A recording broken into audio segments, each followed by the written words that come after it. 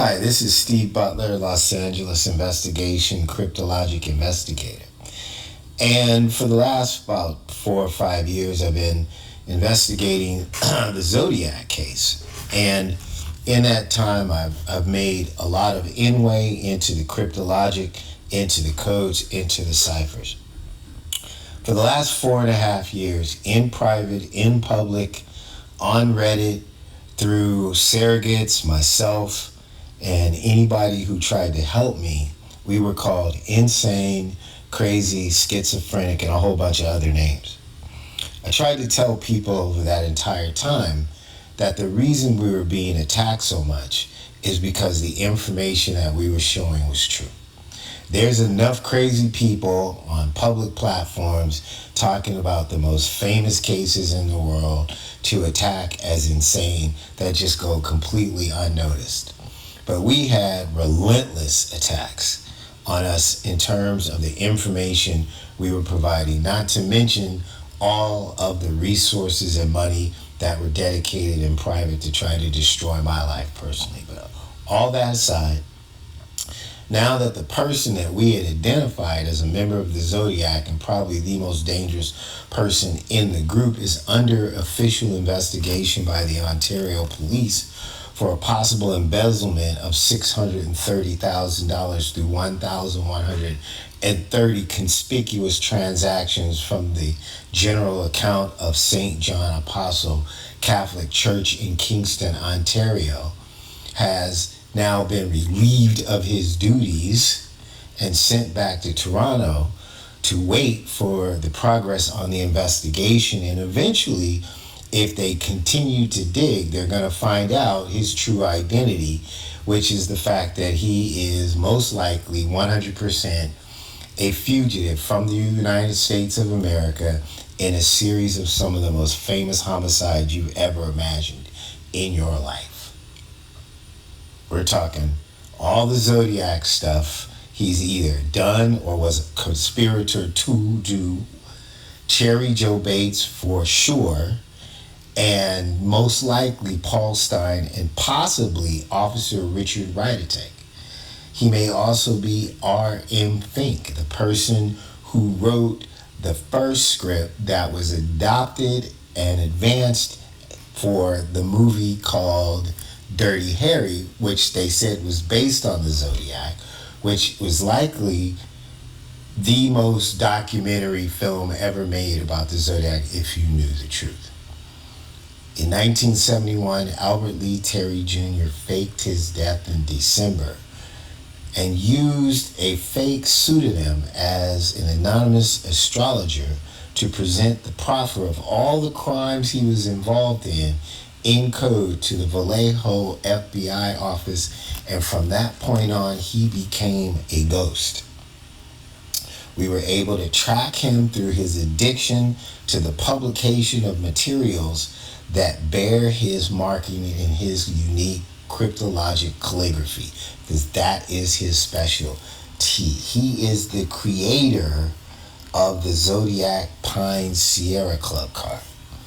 This was his hasta la vista moment to the rest of the group, saying goodbye. I'm going to collect a check for this script. I'm going to turn all of you in if any of you breathe a word about me. He put all their pictures up here in the corner, right? He waved the right flag, right?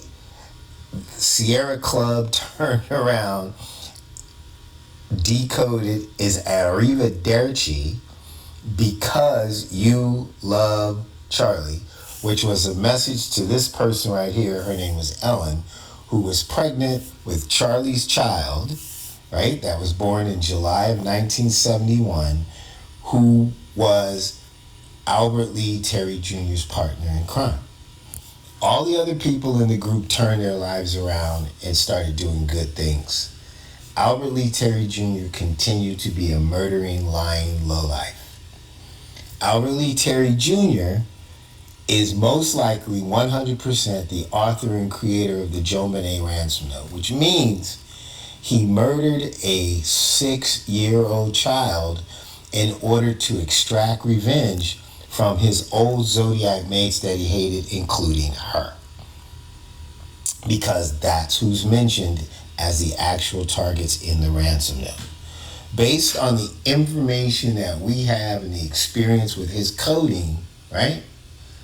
Without being able to see the actual ransom notes that are in possession of the FBI and Pima County sheriffs, there is enough information online on eBay in fake Liebig trading cards that potentially were going to be additional ransom notes that were going to be introduced over the time period it took to collect the money. We are almost positive that Albert Lee Terry Jr. is the mastermind that has been talked about, that people talk about internationally, was the creator and director of the Nancy Guthrie abduction from Canada.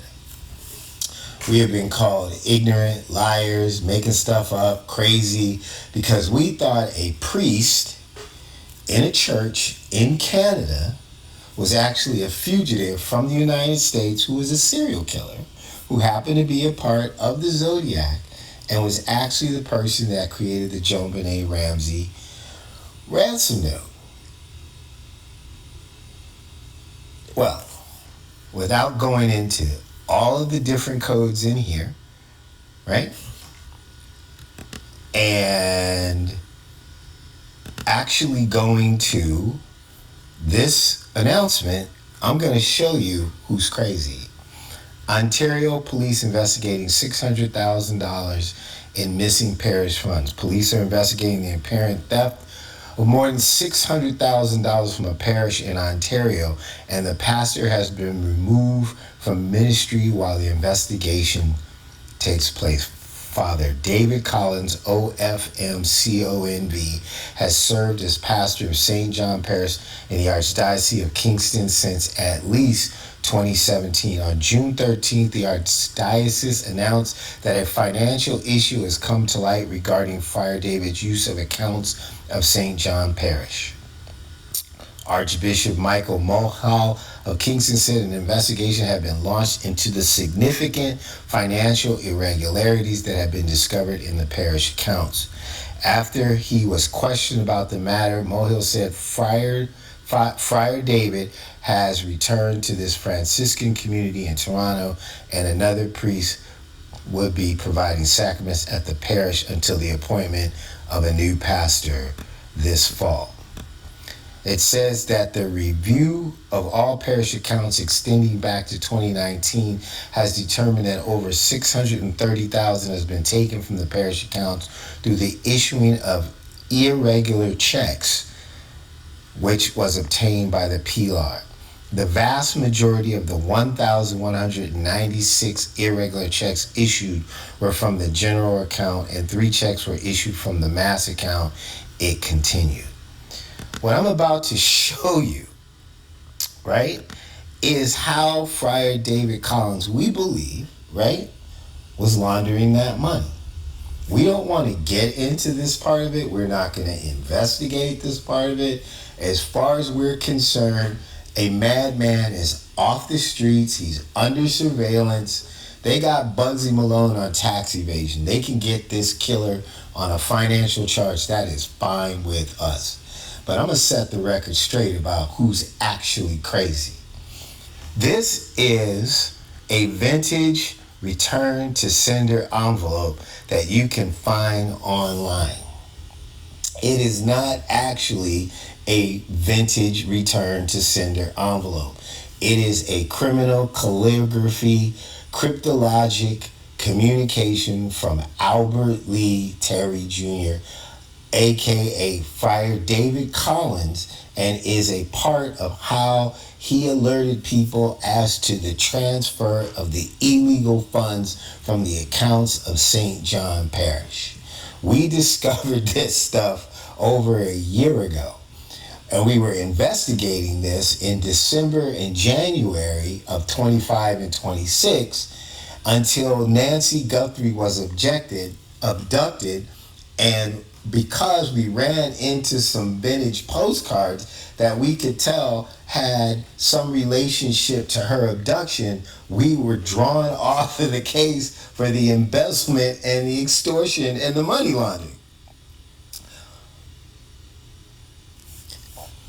This one is the quintessential one because it's to the San Francisco Chronicle as a return address, which everybody on the planet knows is associated with the Zodiac case.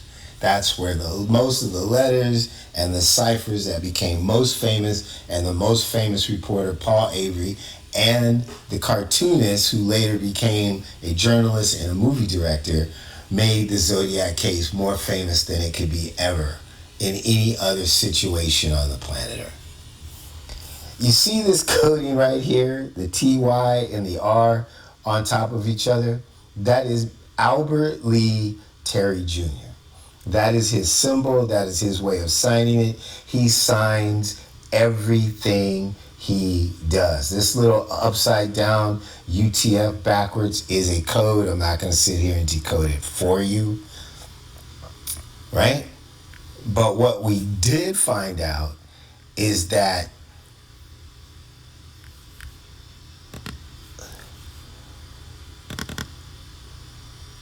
this right here is on a lot of those envelopes. And this little NIXIE is the validation for the people that see these return to sender envelopes to know that it is an official letter, right? That I don't know if you bought it or they sent it to you or whatever, that allowed them to transfer the monies, we believe, in the transactional cases involved at St. John's. We began to notice that these meter mark numbers at the bottom didn't really seem to resemble the meter mark numbers that we saw on other type of real, vintage return to sender envelopes. And I said, wait, pulled out my checks from Bank of America, and I looked at the bottom and I said to myself, that is a bank routing number for a check. And that is an account number. And the only thing we couldn't figure out was whether it was the Bank of Canada or the Bank of California. There is a company that shall remain nameless in this right now in Northern California, right, that made custom guitars. And for some reason, this company's address or name, I can't remember right now, and I don't really want to go back to it, was associated with a lot of these letters.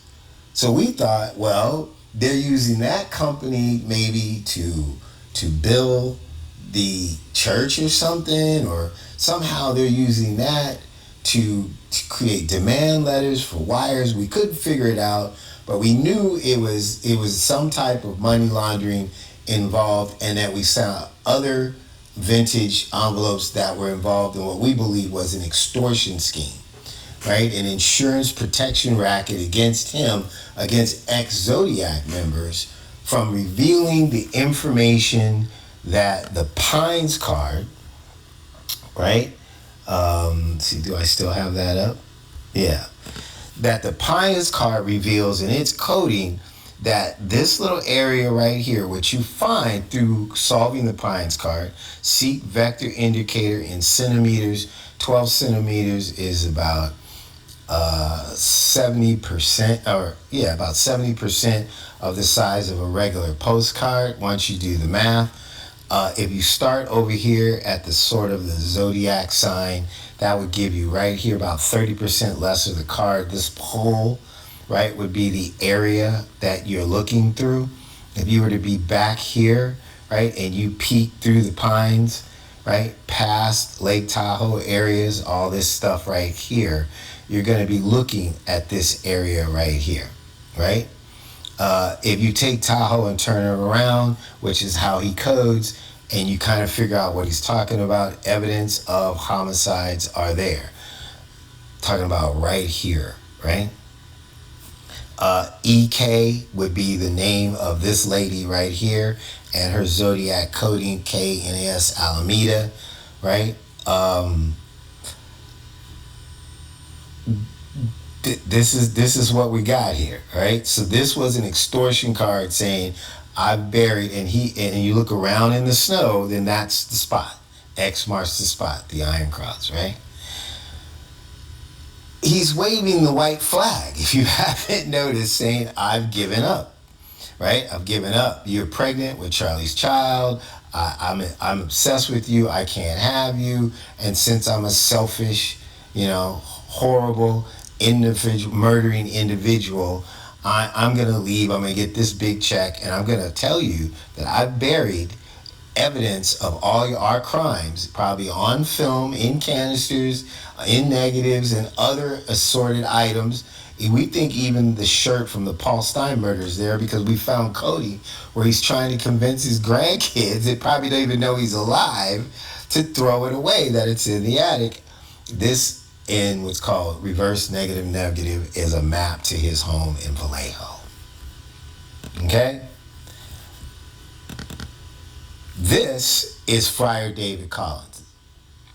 This picture is a self-drawn image of an individual who depicts himself on the envelope of the Cherry Must Die letters that went to the Riverside Police that forensically matches every single thing that the coroner was able to surmise based on his examination of the injuries of the late Miss Cherry Jo Bates, right? On that envelope is a full pictorial depiction of how he grabbed her, put a knife to her throat, marched her down the street, cut her throat, laid her on the ground while she was bleeding to death, stabbed her, and then stomped on her head, which is a significant thing that the coroner pointed out. He said that somebody jumped up and down on this woman's head. The picture of her in the area between the homes, in like a little gravel driveway, her head is halfway down in the dirt while she's face down. You can only see the top back part of her head because he stomped her face into the dirt after he killed her. He actually drew all of that on that envelope with his face in the R. This picture is from the Paul Stein murder letter that the Zodiac sent claiming responsibility for the murder of Paul Stein. Another self-depicted image of himself in that letter in what's supposed to be a smudge mark, but if you magnify it, this is what you get. That is the same bald-headed, hair on the side, glasses dude from here to here to here. He is also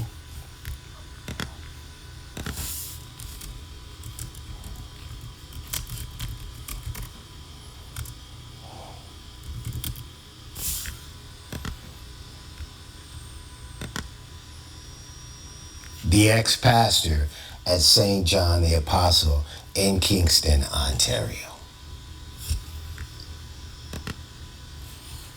If you want to know what he did with the checks and how he made that money disappear, and you stop calling us crazy, right? And you realize that just because he was connected to the Zodiac doesn't make this an outrageous story. It makes it the scoop of the criminal century in American crime history, that we found the main person in the Zodiac case whose communications and his abilities can be linked to 60 years of murder, torture, extortion, and now embezzlement. A dead man from 1971 who is alive, using his San Francisco Chronicle connection from Zodiac, right? To place his name, Albert Lee Terry Jr., right there, on the very type of criminal, how should I say this? Criminal tool that he prefers in order to communicate in the crimes that he's involved in, which are vintage return envelopes, vintage postcards, and criminal letters associated with the cases, like ransom notes or notes claiming responsibility for the crimes. So, when we tell you that some of these postcards are telling us where Nancy Guthrie may be buried, we are getting it from cards that we can identify just like this one, and giving you the translation of the coded information from which we know how to read. So it's definitely a lead, an actionable lead. Whether they followed through with it, whether they did it, we don't know. But the codes that say that her bones or body is buried in the St. Thomas More Catholic Church, Newman Center of the University of Arizona, 18 minutes from her house, has been the most hotly contested information that we have posted on Reddit in 5.5 years. Bank of California or Bank of Canada, routing number, account number, 1,130 some odd transactions. I'm out of it. It's up to you. That's Steve Butler. I'm Steve Butler.